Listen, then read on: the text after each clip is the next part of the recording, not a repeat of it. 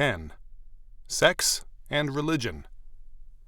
The association of sex and religion is a common one, and more than a few writers have attempted to trace all religions to phallic worship. The frequently close connection of sex and religion can be granted. Fertility cults are found in every part of the world, past and present. This relationship is in fact declared in Scripture to be an attribute of false religions.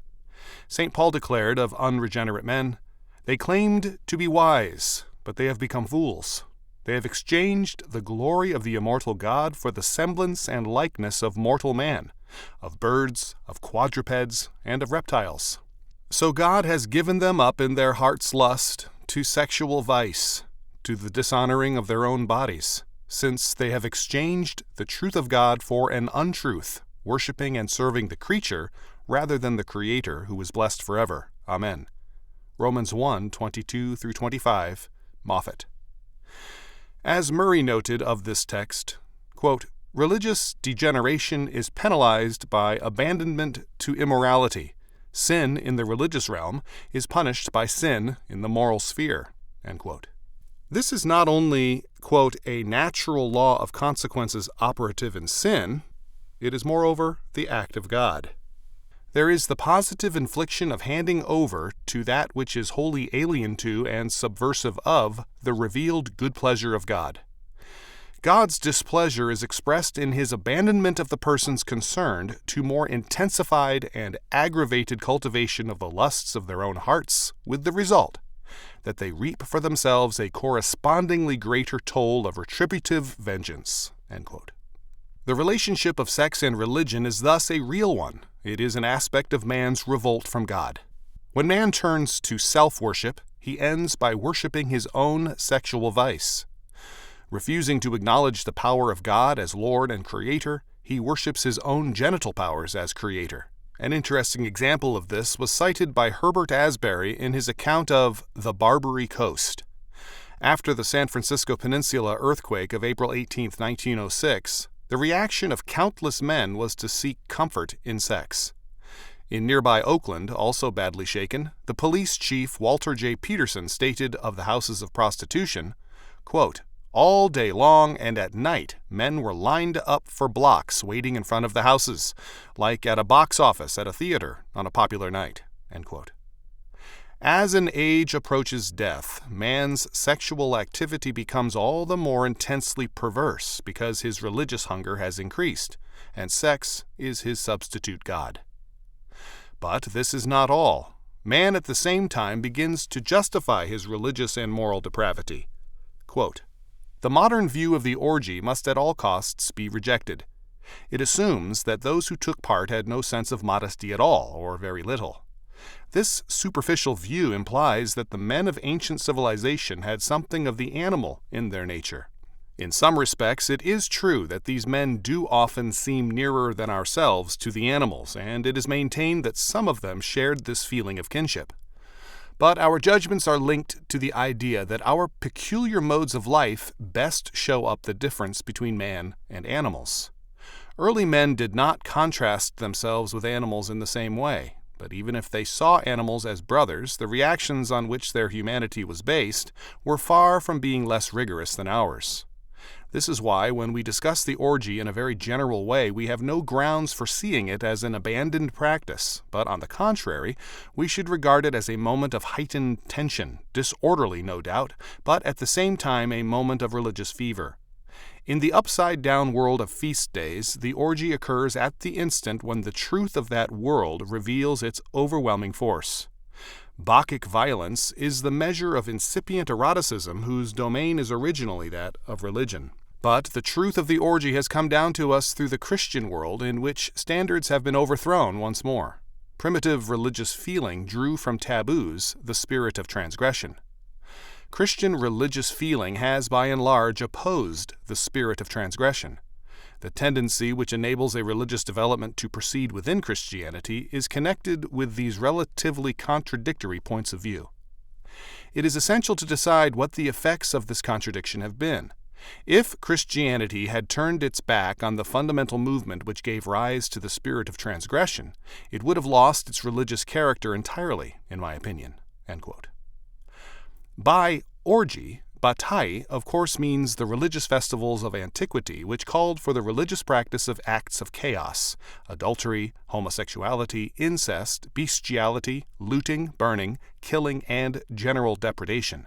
This religious spirit of transgression is described by batai. Quote, "But the most constant characteristic of the impulse I have called transgression is to make order out of what is essentially chaos. By introducing transcendence into an organized world, transgression becomes a principle of an organized disorder." End quote. For these cults of chaos, every act of man was holy and sacred, since man was in continuity with the divinity of being.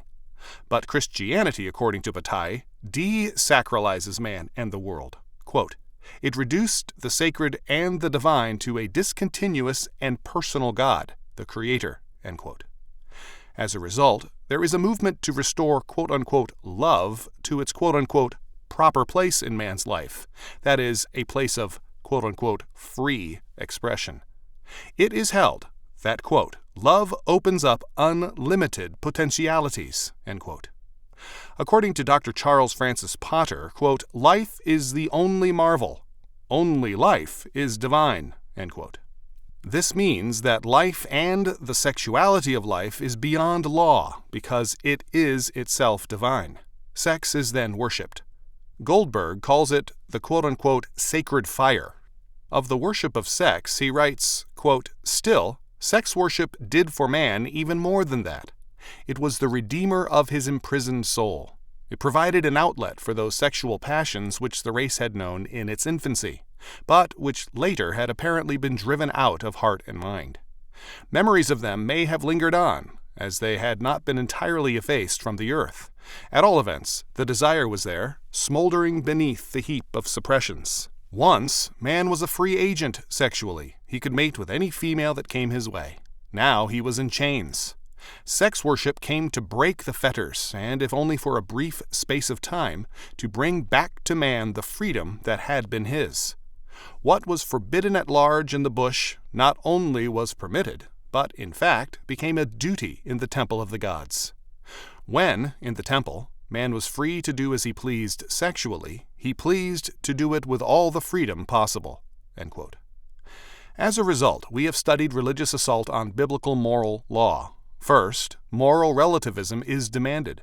We are told that everyone must be judged in terms of his own standards. According to Danielson, quote, "To accuse the Polynesians of being immoral according to our Christian Western standard is, of course, as unreasonable as it would be for them to condemn us because we do not observe Polynesian taboo rules.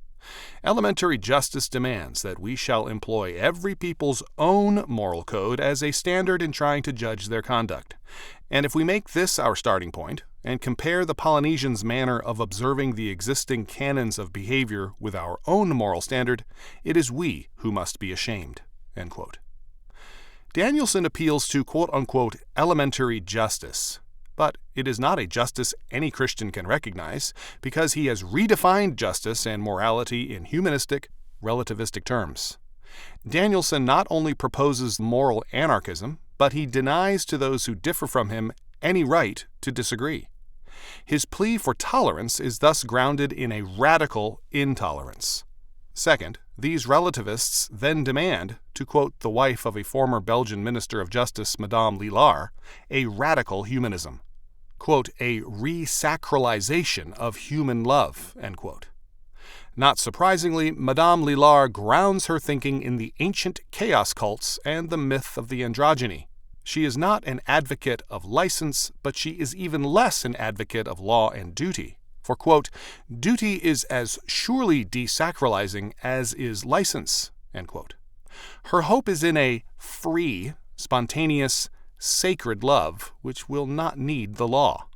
Quote, "Must one conclude that freedom and fidelity are irreconcilable? No. On the contrary, though a forced and conventional fidelity may have its moral and social advantages, only a spontaneous and loving fidelity, constantly renewed by being chosen in complete freedom, can strengthen the couple in its supernatural vocation. A couple must at least speculate on, bet on its ability to last. It must have faith in its love, faith in its resistance to time. If by ill fortune the love is extinguished, no duty or forced fidelity can give it back its sacred quality. What can happen then is a series of mutual adjustments in an atmosphere of association, of companionship, but it will do no good to deceive oneself. These adjustments will merely sanction the couple's passage from sacral love to profane love, and this must be held to be a falling off." End quote. The absurdity of this position is that it wants the lawlessness of the humanist while retaining the faithfulness of the Christian, an impossible combination. But to return to the point made by Goldberg, namely that sex is a quote-unquote redeemer, this is increasingly an aspect of the modern scene. It is a serious error to see an era like the present or the late Roman Empire as a time of quote-unquote oversexed people. As a matter of fact, the times of intense sexuality are also commonly times of low sexual vitality. When Madame de Maintenon was over 70, she complained because her husband, Louis XIV, quote, insisted on his conjugal rights every day and sometimes twice. End quote. This is less likely to be a complaint in an age of decline. The end of an era sees a decline in every kind of energy, including sexual energy, and as a result, normal sexual energy is replaced by a frenetic one. Extremes of provocation are resorted to because it takes more to stimulate a low and jaded appetite. It takes vastly more to excite a man in a declining era. Flagrant sexuality is thus a mark of low vitality. Perversion and violence are also required to stir the sick appetite. It becomes especially important to reject all that is normal, lawful, and a part of the ordered, godly, quote-unquote, past. To be influenced by anything other than the moment is held to be wrong. Thus, when Andrei Voznesensky, a Soviet writer, was asked, "Which Russian poets of the last 40 years have influenced you most?" he replied, "What a question! Being influenced by old poets is like being in love with your grandmother." In such a perspective, the rootless man is the redeemed man, and Hollow speaks of Henry Miller as on, quote-unquote, the mountaintop of the world, quote, at the foot of the ladder to man's heaven, end quote. Righteousness has roots. It is grounded in God's law and moves in terms of redemptive history, past, present, and future. As a result, righteousness is the enemy for religious sexuality, whereas evil, being rootless and heedless, is pure and holy. A character of O'Donoghue declares, quote, "Be not so naive as to believe that cruelty and violence must necessarily be motivated. The malicious act, set apart from the commonplace, lackluster treadmill of goal-oriented drives, attains a certain purity of its own being." End quote. Thus, it is evil, and especially evil and perverted sexuality, which in this perspective becomes redemptive. The 1968-1969 film Teorema is, we are told, quote, a strange, enigmatic parable dealing with corrupt contemporary society through the devastating effects a mysterious, sensual stranger has on an industrialist's family, end quote. The film was labeled obscene by the Italian government. It is an Italian production. But, quote, the Catholic Church honored it with a prize, which was later withdrawn, end quote. A mysterious stranger visits the household and, quote, gives every member of the household the kind of sexual solace for which each yearns. The stranger reads their innermost thoughts and comforts them, end quote. Involved are a father, mother, son, daughter, and maid. When the stranger leaves, quote, a great void, an intellectual and spiritual abyss from which no help can come, exists, end quote. The father becomes a naked homosexual, roaming the streets, the mother a moral tramp. The son seeks escape in impressionistic art, the daughter becomes demented, and the maid becomes a religious hermit who performs miracles. Quote, what meaning can be found in all this? Is the stranger supposed to be God, the devil, or neither one? Are these people so depraved that when their artificial bourgeois existence is stripped away, they have nothing left but madness? End quote. The fact that the mysterious stranger can be either God or the devil or neither one is especially telling. The point is that there is no discernible difference between God and the devil, so that such a mysterious stranger can be equally termed either or neither. Ultimacy and morality are held to be incompatible, and therefore God or the devil must rob men of their artificial bourgeois existence in a world of good and evil. Thus, sex in Theorema is a double-edged religious instrument. It can bring redemption or it can bring damnation to those who refuse its message. Similarly, the film I Am Curious, Yellow, a Swedish film, is characterized by a radical defiance of authority, expressed sexually, according to sociologist-psychologist Dr. Charles Winnick, a witness in favor of the film at its American trial. This states it clearly. The purpose of this religious sexuality is the defiance of authority, God's authority, by the new God, man. The defiance requires the religious enactment of evil as a matter of principle. The test of excellence and leadership in some groups today is depravity, the performance of various perverted acts. Their thesis is, quote, the righteousness of Lucifer, end quote, that is, of evil, a love of filth, a belief in their divinity, and a total warfare against every law of God is their principle.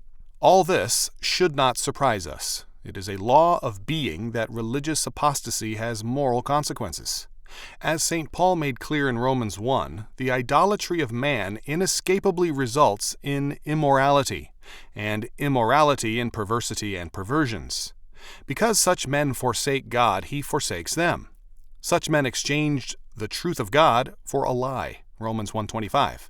Quote, by a lie is meant here false gods, who are the supreme embodiment of falsehood, end quote. Knox's comment on Romans 1:24-27 states, in part, quote, the apostle's primary purpose at the moment is to point not to sins, but to judgment. He sees in the moral corruption, especially in the unnatural sexual vices, a sign that the wrath has already begun to work. God gave them up to impurity. We have already seen that Paul conceived of sin and its consequences as being in the closest possible connection. Decay and death followed upon sin as inevitably as life and peace upon the righteousness of faith, and indeed partook of the same character.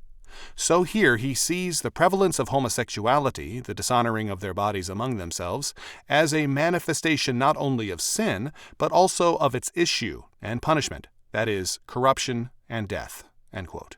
The humanist rebels against God in order to exalt himself. The grim irony of judgment is that his act leads to dishonoring himself. The humanist seeks to glorify and honor his body, but he instead dishonors it openly and makes his disgrace a public fact.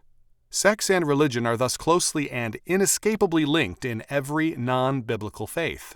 It is the religious result of apostasy. Man worships his own sexual evil and exalts his disgrace into a way of life. Humanistic man worships, quote-unquote, the moment, and converts the spirit of transgression into a religious principle.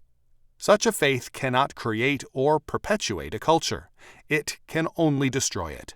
Men must either rebuild in terms of the triune God or be plowed under by his judgment.